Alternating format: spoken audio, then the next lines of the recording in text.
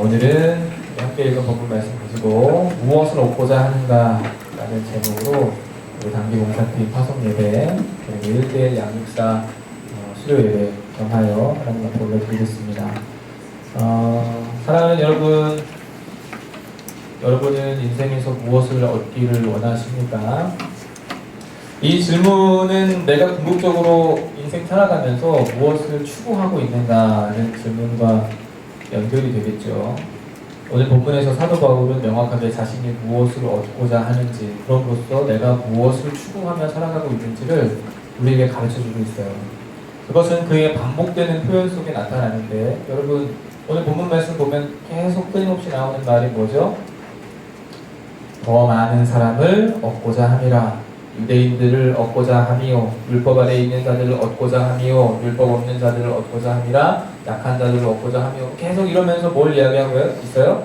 내가 누군가를 얻고자 한다. 내가 누군가를 얻고자 하여 이렇게 했다. 율법 없는 자들에게는 율법 없는 자들처럼, 약한 자들에게는 약한 자처럼 그렇게 행동했다 이야기를 하죠. 자, 누군가를 얻고자 한다, 이것이 반복되어지는 표현인데, 이게 몇몇 사람들을 뭐 자기 휘하에 두거나 아니면 자기 사람으로 만들기 위해서 사도가 뭔가를 뭐 했다는 그런 말이 아니죠. 오히려 22절 하반절의 표현처럼 아무쪼록 몇 사람이라도 뭐 하기를 원했다 그래요? 구원하고자 해서 그렇게 했다고 말하고 있잖아요. 그러니까 얻고자 한다는 것은 결국 얻는 건 뭐예요? 그들이 구원의 자리에 이르게 되는 것을 하는 것이죠. 사도는 계속해서 반복되어진 표현을 통해서 그가 가졌던 인생의 목적과 목표, 또 추구했던 말을 말해주고 있습니다. 그건 뭐냐? 영혼 구원이라는 거예요. 영혼. 이것을 위해서 종이 되기도 하고, 이것을 위해서 복음으로 모든 것을 행하기도 하고, 이것을 위해서 부득불할 일이라 말하기도 하는 것이고, 이걸 위해서 자기가 자유롭지만 종이 되기도 하고, 이것을 위해서 내가 그리스도의 율법 아래 있지만 율법 아래에 있는 자들처럼 행동하기도 하고, 모든 것이 자유롭지만 모든 것이 속박당한 사람처럼 행동하기도 했다. 왜요? 그들을 한 명이라도 더 얻으려고 이렇게 이야기하는 거죠. 이 본문의 말씀을 통해 내일 이제 단기봉사 떠나는 저를 포함한 14명의 지체들, 그리고 또 새롭게 양육사로 훈련받고 세워지게 된 4명의 양육사들이 이 말씀을 마음의 지침으로 삼게 되기를 간절히 바랍니다. 또 우리 이 자리에 예배에 참여하는 모든 청년들이 다 한 마음으로 내가 있는 모든 곳에서 영혼 구원에 대해 어떻게 마음가짐과 자세를 가져야 할지, 영혼 구원이 왜 우리의 추구하는 바가 되어야 하는지, 그럼 추구할 때 어떻게 추구해야 되는지, 이런 부분에 대한 답을 얻게 되는 저와 여러분 되기를 간절히 바랍니다. 첫 번째로 사도는 19절 말씀에 이렇게 이야기를 합니다. 내가 모든 사람에게 자유로우나 스스로 모든 사람에게 종이 되는 것은 더 많은 사람을 얻고자 함이라. 사도는 더 많은 사람들을 구원에 이르게 하기 위하여, 더 많은 사람들에게 복음을 증거하기 위하여 어떻게 했다고 합니까? 모든 사람에게 종이 되었다고 해요. 그런데 그는 스스로 밝히는 것처럼 자유로운 사람이에요. 사도이고 또 로마 시민권이에요. 시민권자예요. 당시 최고의 신분을 가진 사람이었습니다. 그런데 그는 스스로 종이 되었다고 말하고 있죠. 타인을 위해서 섬기고 봉사하는 일을 마다하지 않았다는 뜻입니다. 모든 것에서 자유로운 그 사람이 모든 것으로부터 제약을 받고 자기의 모든 자유를, 권한을 포기했다고 이야기하고 있어요. 이게 바로 영혼 구원을 위해서 사도 바울이 가졌던 첫 번째 자세입니다. 사랑하는 여러분, 종이 된다는 것은 전도에 있어서, 영혼 구원함에 있어서 가장 먼저 요구되어지는 것이 바로 철저한 자기 희생이라는 것이죠. 사실상 전도가 힘든 것은, 여러분, 왜 힘들어요? 우리가 복음을 몰라서 힘든 것 아닙니다. 우리가 교회를 열심히 안 다녀서 힘든 것 아니고, 우리가 영혼을 사랑하지 않기 때문도 아니에요. 우리가 진짜 전도를 힘들어하는 이유는 무엇이냐면, 내가 나의 무언가를 포기해야만 전도할 수 있기 때문에 그래요. 여러분, 모르는 사람한테 교회 다니세요, 예수님 믿으세요 말하는 거는 쉬울까요, 어려울까요? 그게 오히려 더 어려울 거라고 생각하잖아요. 근데 훨씬 쉬워요. 왠 줄 아세요? 나는 말 한마디만 던지고 끝내면 돼요. 무슨 말이냐? 그 사람이 만약에 지나가다가 예수 믿으세요, 교회 다니세요 했는데, 네 알겠어요, 저 그럼 교회 다닐게요. 그때부터 어떻게 하면 돼요? 가까운 교회로 가시면 됩니다. 이러면 돼요. 그런데 여러분 주변에 있는 가까운 사람들을 전도하고자 할 때는 여러분 어떻게 해야 되죠? 교회로 데리고 올 때 전화해야죠. 만나야죠. 와서 앉아야죠. 성경책 어떻게 펼치는지 가르쳐줘야죠. 창세기 보겠습니다. 근데 요한계시록 앞에서 뒤적거리고 있으면 얼마나 마음이 답답해요? 내가 대신 찾아줘야죠. 여러 가지로 많이 해줘야 돼요. 그런데 문제는 뭐냐? 나도 일주일에 한 번 만나는 사람들이랑 교제하고 싶고 친밀하게 지내고 싶고 나도 친하게 지내는 사람들이랑 가깝게 지내는 교제의 시간들을 갖고 싶은데 그 사람을 데리고 와서 완전 돌보아 줘야죠. 여러분 새가족은 쉽게 말해서 뭐와 같냐면 애기와 같아요. 애기. 자기 스스로 뭔가를 할 수 없는 갓난 애기와도 같아요. 그러니 교회에 와서 믿기를 시작하는 사람에게 모든 것 하나하나 다 알려주고 일러주고 가르쳐주고 돌봐주고 해야 되는 내 희생이 들어가야 하니 얼마나 어렵습니까? 이건 전도를 해본 사람만이 알아요. 전도해본 사람. 실제로 전도해서 그 사람이 교회 가운데 잘 정착할 수 있도록 꾸준히 돌봐본 사람만이 이것에 대해서 정말 그래 라고 답할 수 있죠. 사랑하는 여러분, 전도는 이렇게 어떤 때는 시간을, 어떤 때는 물질을, 어떤 때는 깨질 마음을 다 감내하고 각오하며 큰맘 먹고 시도해야 하는 일이에요. 작지만 소중한 내 것을 희생해야 하는 일입니다. 그렇기 때문에 사실상 우리에게 있어서 전도는 어때요? 어려워요. 영혼을 구원한다는 일은 그 일에 쓰임받는다는 것은 솔직히 말하면 여러분 그리 달갑지 않게 느껴질지 몰라요. 그러면 대체 이 어렵고 힘든 일을 왜 우리가 해야 되느냐? 영혼 구원하는 일에 우리가 왜 쓰임 받아야 되느냐? 왜 이렇게까지 해야 되느냐? 질문할 수 있겠죠. 사도는 이 부분에 대해서 고린도전서 1장 21절에서 이렇게 말을 합니다. 하나님의 지혜에 있어서는 이 세상이 자기 지혜로 하나님을 알지 못하므로 하나님께서 전도에 미련한 것으로 믿는 자들을 구원하시기를 기뻐하셨다. 무슨 말입니까? 이 세상 지혜로, 이 세상 자연인들이 스스로 하나님을 더듬어 찾아가는 사람 아무도 없고 자기가 가진 생각으로 하나님을 알게 되는 사람도 아무도 없다는 거예요. 그래서 하나님은 어리석고 미련해 보이는 전도라는 방법, 누군가의 희생을 담보로 한 그 전도라는 방식을 통해서 영혼 구원하는 일을 즐거워하시고 그것을 사용하기를 기뻐하셨다는 거죠. 자, 이것을 사도는 뭐라고 표현하느냐? 미련한 것이라고 표현해요. 미련한 것. 누구 눈에 그럴까요? 세상 사람들 눈에 아마 그럴 거예요. 종이 되는 희생을 담보로 한 내가 나의 자기 희생을 필요로 하는 이 전도의 일, 영혼 구원의 일 말고 세상의 방법은 어떻습니까? 저비용 고효율 아니에요. 내가 희생하지 않고도 고효율을 거두게 되면 그게 좋은 건 아니에요. 내 희생 없이도 사람들이 많이 교회 오게 되면 그게 더 현명하고 그게 더 경제적이고 그게 더 좋은 거니까 사람들은 그게 지혜로운 것이고 이렇게 내가 희생해 가면서 영혼 구원을 위해 종이 되어지는 모든 일들은 어리석은 일로 치부한다는 거죠. 여러분 생각해 보세요. 제가 명동 한복판에서 여러분 예수 믿으세요, 예수 믿고 천국 가세요 이렇게 외치면 다 저를 어떻게 볼까요? 그냥 흔한 지하철 정류장 뭐 이런 식으로 피해가고 싶은 기피 대상 정도로 아마 생각하고 쑥 다 지나가는 거예요. 그런데 류현진 선수가 오늘 이겼나 졌나 모르겠네. 이겼어요? 졌어요? 몰라요? 오, 그럼 이기지 넘어갔다. 자, 류현진 선수가 시즌 중에 갑자기 와가지고 명동 한복판에서 막 진라면 같이 들고 여러분 교회 다니세요. 저의 사인 영상 후보 1순위 이유는 바로 예수님 때문입니다. 그러면 막 사람들 와가지고 뭐라 그러겠어요? 저 개독 이러겠어요? 와 이러지. 안 그러겠습니까? 여러분이 가장 좋아하는 그리고 가장 유명한 셀럽이 한참 주가를 올리고 있는 사람들이 대단한 권력자들이 나타나가지고 사랑해요 연예가 중계 하듯이 예수님 사랑해요 이러고 여러분 다 교회 다니세요 이러면 다 어떻게 생각하겠어요? 믿지 않는 사람들이 나도 교회 가볼까? 나도 가볼까? 나도 믿을까? 이렇게 생각하지 않겠느냐는 거예요. 그게 누구 생각이냐? 세상 사람들 생각이 아니에요. 우리 생각엔 그게 훨씬 효과가 좋을 것 같고 세상이 볼 땐 그렇게 해야 뭔가가 될 거라고 생각들을 해요. 그런데 여러분 하나님이 일하시는 방식을 성경을 통해 가만히 보세요. 우리의 구원을 위해 하나님이 하신 일이 뭡니까? 만약에 그 방식이 진짜 좋은 방식이었으면 예수님이 어디에 나셔야 돼요? 마구간이 아니라 로마 궁궐에서 나셨어요. 그렇지 않아요? 만약에 그 방식이 진짜 좋은 방식이면 예수님이 어디서 나셔야 돼요? 백악관에서 나셨어야죠. 근데 예수님 어디 나셨어요? 마구간에 가셨잖아요. 그리고 그가 구원을 위해 행하신 일이 뭡니까? 모든 권좌 위에 올라가서 가장 돈 많은 사람이 되어서 가장 대단한 실력자가 되어서 그 높은 자리에서 고지를 점령한 채 하나님을 믿어라라고 말하지 않고 너희를 향한 하나님의 계획을 믿어라라고 말하지 않고 어떻게 해요? 갈릴리 촌구석에서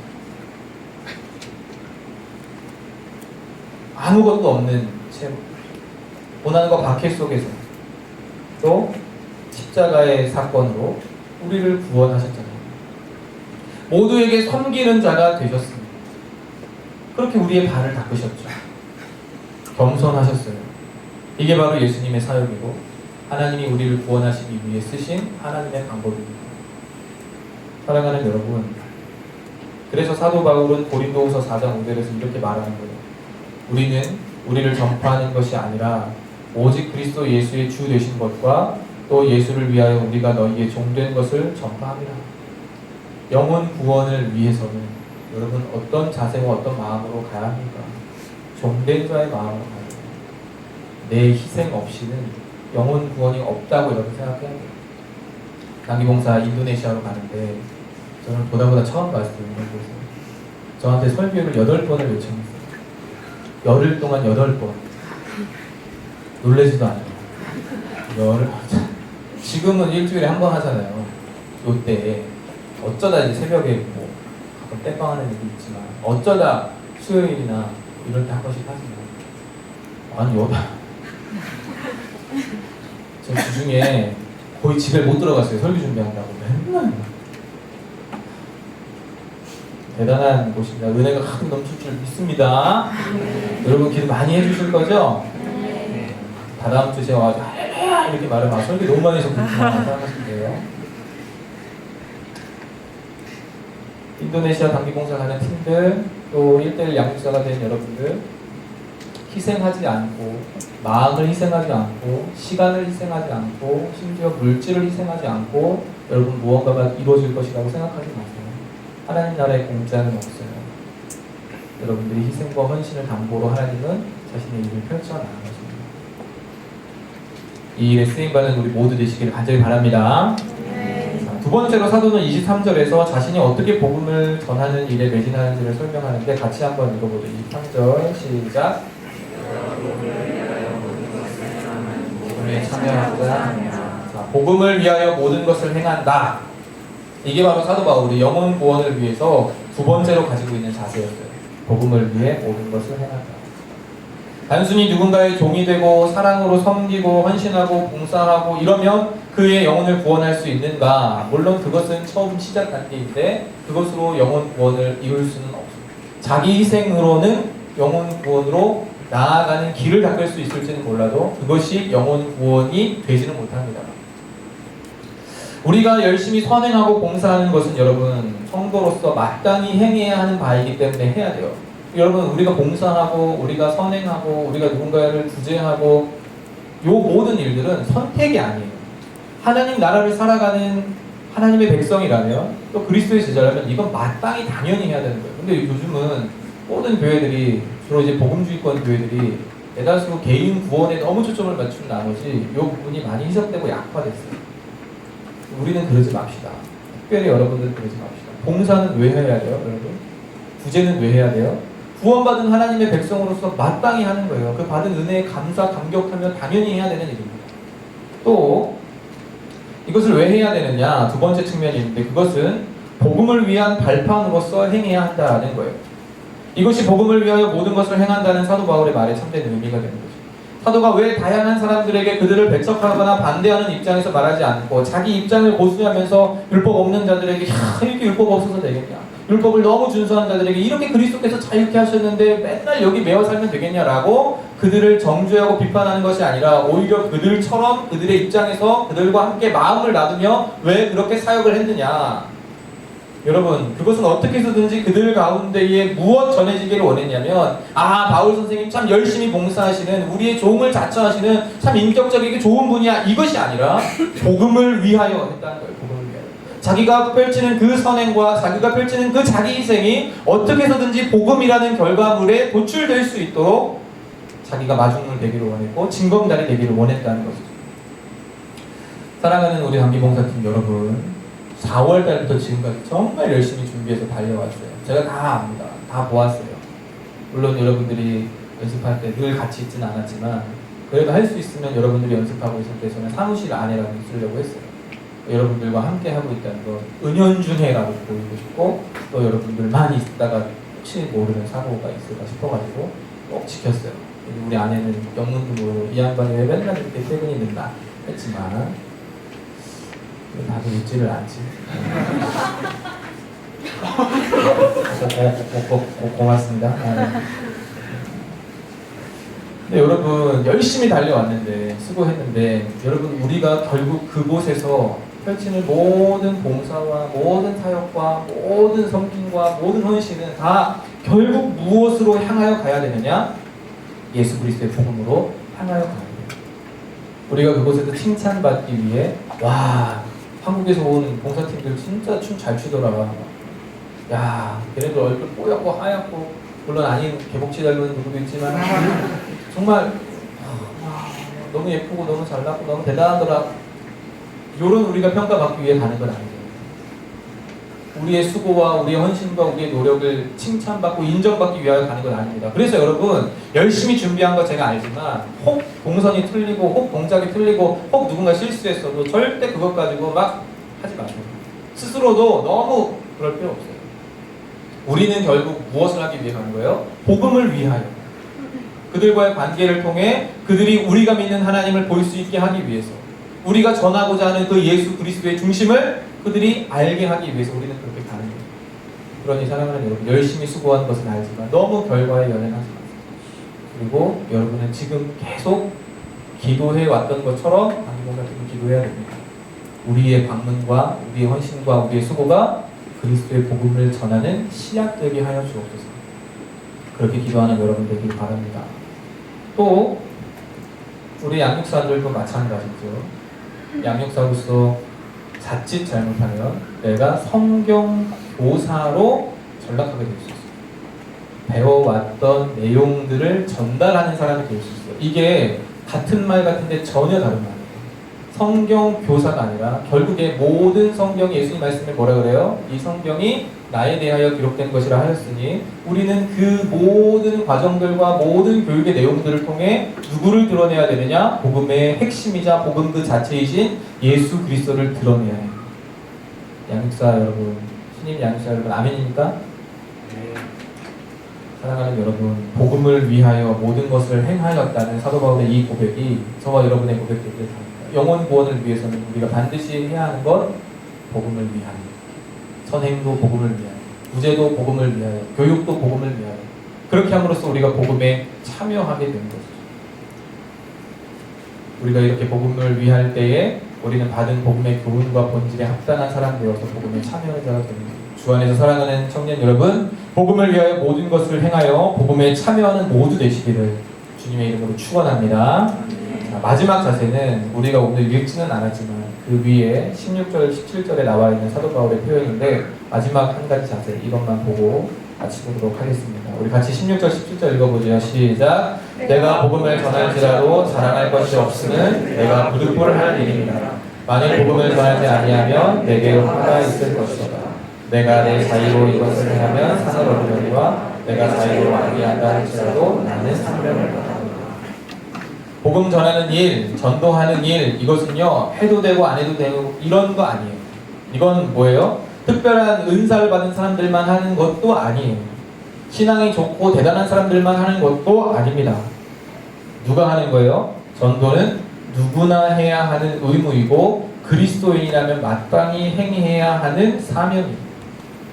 왜 그렇죠? 사도가 고린도전서 11장 1절 2절에서 너희는 나를 본받으라 라고 말하기 때문에, 자신이 그리스도를 본받는 것처럼 우리는 사도의 모든 행동을 본받으라고 요청하고, 그래서 그가 부득불할 일로서 복음 전하는 것을 알았다면, 그것을 사명으로 알았다면 우리 또한 어떻게 해야 돼요? 이것은 마땅히 당연히 행해야 하는 일로 의무로 받아들여야 된다. 영혼 구원을 위해서 우리가 마지막으로 갖춰야 되는 자세는 뭐냐? 복음 전하는 일은 기분 좋을 때 하고 나랑 친한 사람들에게 하고, 요게 아니고 모든 성도가, 모든 그리스도인들이 부득불 행해야 하는 일이다. 이렇게 알아야 됩니다. 그렇기 때문에 이것 하지 않았을 때는 오히려 고통스러워하고, 이것 많이 행했다고 해서 사람들 앞에서 으스대거나 나는 많이 했어, 나는 많이 전도했어 하면서 막 어깨 뽐내고 이러고 다닐 필요, 자랑할 필요 하나도 없다는 거예요. 사도는 이렇게 말하죠. 나는 사명을 받았노라. 게다가 나는 복음을 전한다 할지라도 자랑할 것이 없다. 왜냐? 해야 할 일을 했을 뿐이기 때문에. 오늘 이렇게 말하고 있는 것입니다.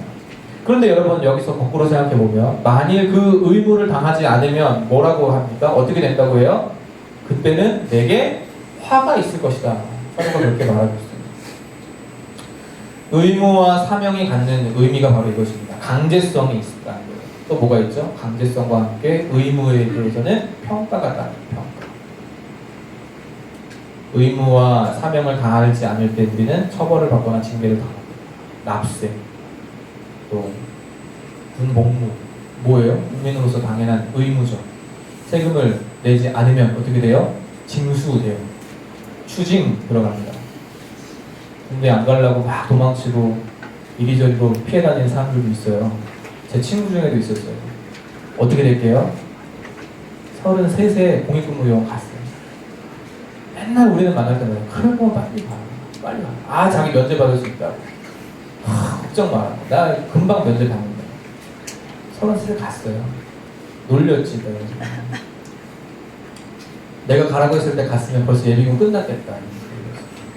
여러분, 안 가면 의무를 다하지 않으면 어떻게 해요? 차라리 우리 어떤 형제처럼 면제를 확실하게 받든가.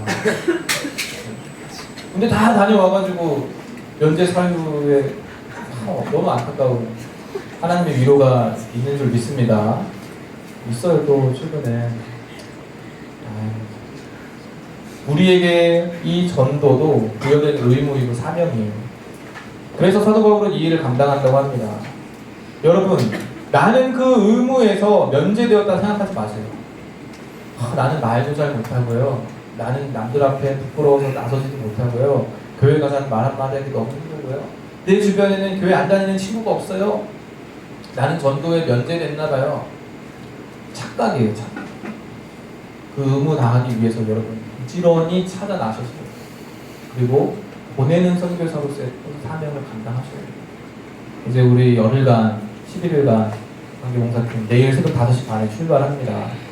그러면 매년 이게 가니까 여러분들 보내는 사람 입장에서는 마음이 좀 걱정하고 또 가네. 올해는 인도네시아로 가네. 작년에는 프랑스 갔다 오고 대만 갔다 오고 프랑스 갔다 오고 그랬는데 이러고서는 뭐 또 다녀왔나 보네 이러면 안 된다는 거예요. 가뜩이나 전도도 안 하는데 보내는 선교사로서의 사명, 영혼 구원의 일 동참해야죠. 동역자로서. 고개를 끄덕끄덕 하는 사람들 기도 열심히 할 줄 믿습니다. 새벽마다 나와서 기도하세요. 또 평일 저녁에는 뭐가 있어요?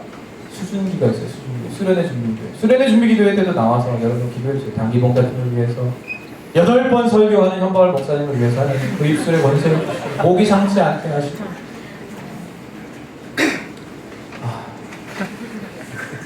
얼마나 감사한지 8번이나 설교할 수 있으면 얼마나 감사한지. 할렐루야. 모르고 어차피 왜 빵 터지냐. 사람을 이렇게 못 믿으면 어떡해요. 자, 사랑하는 여러분, 이제 저에게 배당된 시간 다 끝났어요. 마지막 말씀 결론 내도록 합시다. 세상 만사 통용되는 진리 하나 있죠. 뭐예요? 무언가를 얻고자 할 때에는 반드시 뭐가 없다? 공짜가 없다. 구원도 여러분 사실 공짜 아니에요. 은혜로 주어졌으니까 우리 공짜로 알고 있잖아요. 그렇죠? 공짜 아니에요. 비용을 지불했어요. 누가? 내가 아니라 하나님. 하나님이 독생자 예수 그리스도를 내어주시는 그 비용을 감당하셨어요. 그렇기 때문에 우리에게 은혜로 선물로 공짜로 주어지는 거죠. 여러분, 누군가를 하나님께서 구원하고자 하실 때 여러분을 사용하시는데 그때 여러분이 종이 되는 자기 희생의 비용을 감당하시기 바랍니다. 누가 갚으세요? 하나님이 갚으실 거예요. 또한 복음을 위하여 모든 것을 행하는 것이 필요합니다. 그리고 보상과 대가를 바람이 아니라 부득불할 일이라고 하는, 이거 당연히 해야 되는 거야 라고 하는 자연스러운 마음, 이것이 여러분들에게 필요해요. 단기봉사를 떠나는 13명, 양육사로 세워지는 4명, 그리고 이 자리에 참여하는 모든 그리스도의 청년들, 여러분들에게 이 영혼 구원에 대한 마음, 한 사람이라도, 모쪼록 몇 사람이라도 더 얻고자 하는 마음 있기를 바라고, 그 마음에서부터 출발되어지는 삶의 자세가 이 세 가지: 자기 희생, 복음을 위하는 삶, 당연히 행할 일이라는 의무감, 이 세 가지로 여러분 영혼 구원의 일에 하나님께 귀하게 쓰임 받는 사랑하는 청년들 다 되시기를 주님의 이름으로 축복하며 기도합니다. 자, 우리 찬양 함께 부르시고